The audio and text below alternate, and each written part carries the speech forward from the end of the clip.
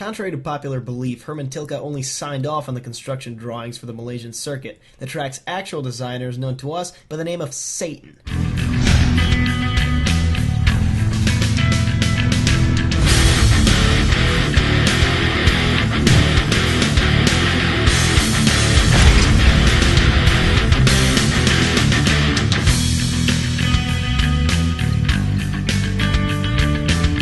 What's going on, people? This is Savage from Team Crossroads, and today we're going to be taking a lap around Malaysia in the rain in F1 2015. We're going to run through our setup again, as we always do in the beginning, and the big thing to keep in mind here is the spring and suspension setup.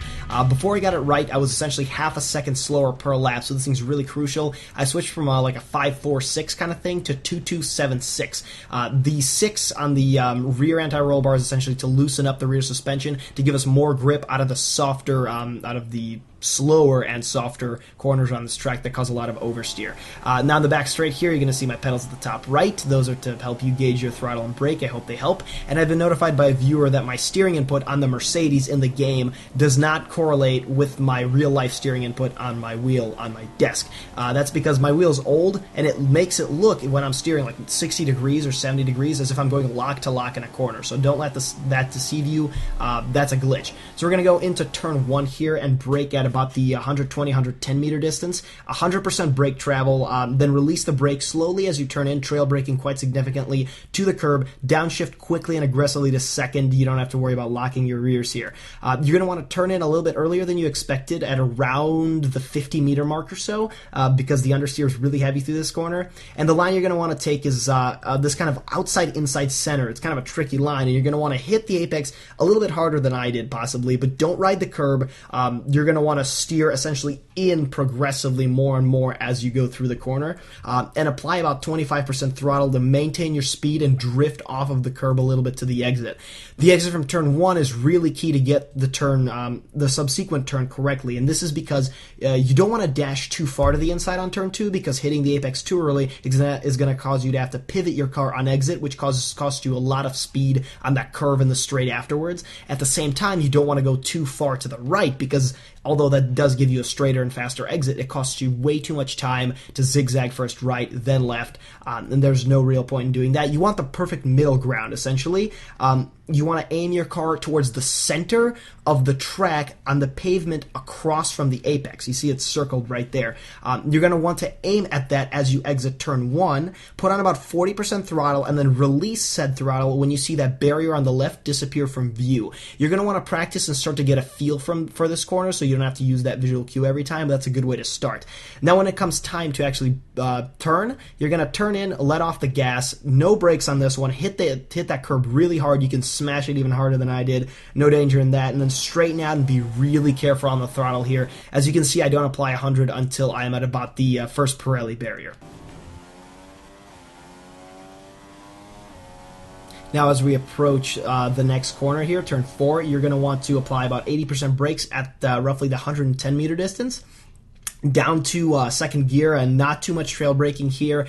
Really easy to lock your fronts, and when you do, the grass beckons. The grass does not take no for an answer. Now you're going to hit a middle apex here, cut the curb. I show this curb no mercy, and neither should you, unless you have morals, then you know. And be really easy on the throttle and corner exit, only about 50% when you're pointed straight. Really, really easy to oversteer here. Now you're going to make your way towards turn 5, so make your way to the right side of the track. Then when it comes time, you're going to mount the curb on the left there, about midway through the turn, let off the throttle fully and downshift to 5th gear. That's going to give you a little bit more turn in, and then slowly reapply throttle to push the car with the power to the center of the track. And as you cross the center, you should be pointed towards the curb at turn 6. You can see it right there. So now for turn 6, you're going to want to start turning in as soon as you cross the center line of the track. You're going to want to let off the throttle, shift into 4th, and then about midway through the corner, reapply throttle to about 40% to understeer yourself towards the exit curb. Now don't get too greedy on this one here, because if you do, you're going to understeer too much, and you're going to have to let off on corner exit, and the whole point is so that you apply throttle more and more and more as you go through the corner, gaining that speed. You don't want to lose it too much. For turn 7, brake to about 60% brake power power at the 50-meter board or so, and do not cut the apex to turn 7. Shift down to third and hit a middle apex still on the pavement, and then reapply a bit of throttle, 30% or so, until you reach the exit curve between the two corners. Keep the steering angle the same so you can do one nice smooth curve between the two corners. And you're going to want to try your best to hit really hard the apex for turn 8. When you're sure you can do it, reapply some throttle back to 50%, and then steer in harder to counteract that understeer. And then by mid-corner, you should be shifting into 4th gear. Don't get carried away with the using the exit curb too much, though.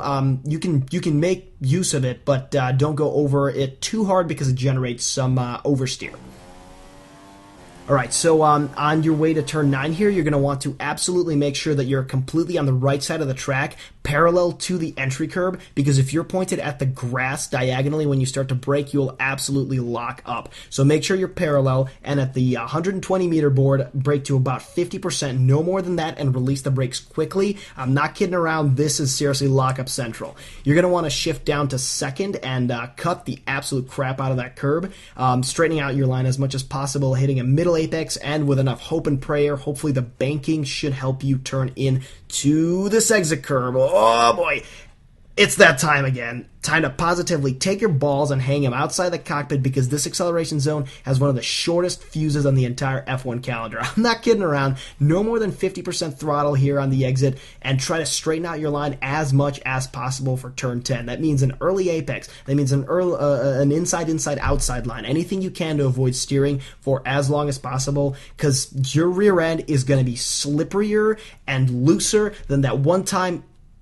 Never mind. Put on the throttle only when you're closer towards the exit here, and if you notice, I don't make it to 100% at all until the next corner. I'm only at about 90 when I release, and I'd suggest short shifting a little bit more than I did, because I redline, and that kind of causes more wheel spin, so you might want to cut that by about 1,000 RPM. Turn 11, you're not really gonna brake here too much. There's no braking markers either, so it's kind of hard to judge the line. 30% on the brakes at most, and you're gonna do that when that right wall, the wall on the right, you see that there, when that disappears from your view. Aim for a middle to late apex, and then feather the throttle to correct your line, and try to be as straight as possible on the exit when you hit that curb. Hopefully you take a little bit less grass than I did.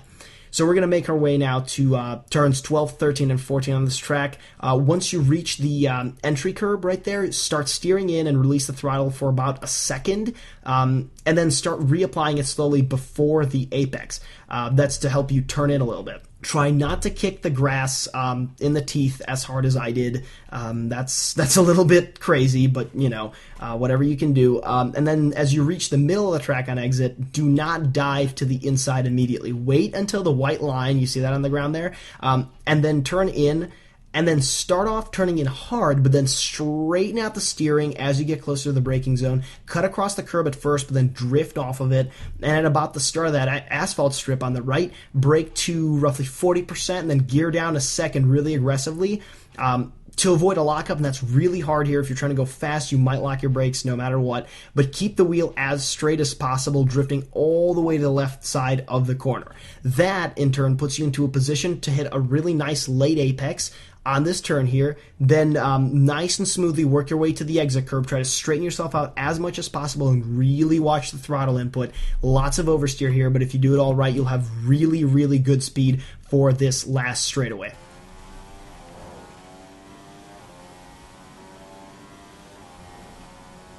Okay, and turn 15, you're going to brake to 100% of pedal travel at the 100-meter mark, but release the pedal quickly until you're at about 25%, and stay at that 25% until you're almost at the inside curb there.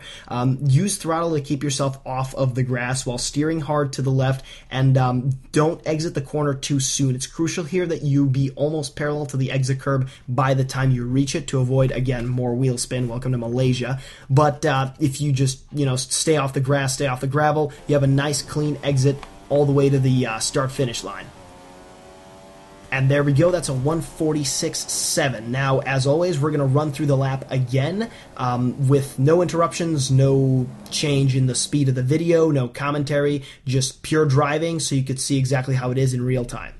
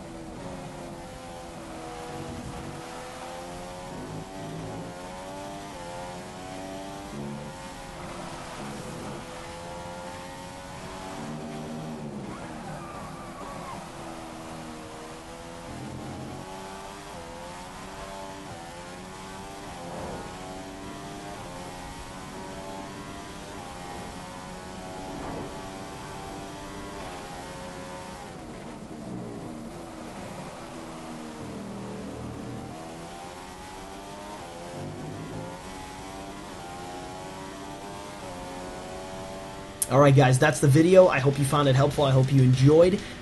As always, post your comments, corrections, and bullshit proofing below. I appreciate all of it, and so do the rest of the other viewers, I'm sure. And as always, there's going to be more content like this coming soon, as well as other games. We've got those in the works coming up pretty quickly for you guys. Special shout out to the Reddit community that's flocked over. I really appreciate your guys' support. I appreciate your guys' comments. Keep them coming. I'll do my part and keep the videos going as well. So thank you for watching. I hope you enjoyed, and stick around for more content coming soon. Wait a full second after you start braking before you start downshifting, and do your downshifts down a second, nice and slow, controlled and calm. I'm serious, these gearboxes, they smell fear.